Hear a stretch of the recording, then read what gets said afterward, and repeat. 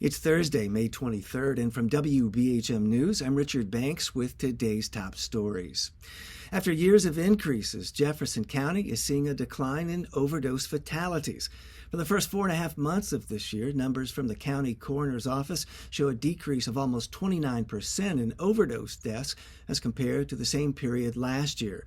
Dr. Darlene Traffenstedt is the medical director with the Jefferson County Department of Health. She's hopeful that overdose deaths will remain in decline. She believes the reason for the decrease is multifold. There's been more funding for anti-addiction efforts, and peer recovery support has improved. Also, the overdose reversing drug Narcan is now available over the counter, making it more accessible. While Traffenstedt remains cautiously optimistic that overdose deaths will continue to decline, she doesn't believe the effort to combat addiction in overdoses is over. She says illicit fentanyl, the extremely potent synthetic opioid, is still accounting for about 80% of overdose deaths. Also, new, even more powerful drugs are hitting the streets.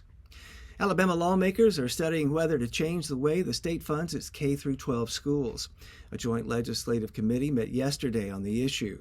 The Alabama Daily News reports several legislators were surprised to learn how the state's existing model, which has been in place for 30 years, often leaves students with special needs without adequate support.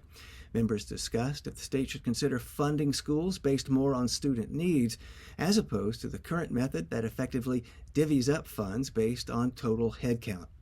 If a new funding model is adopted, some legislators say the cost of funding schools could increase.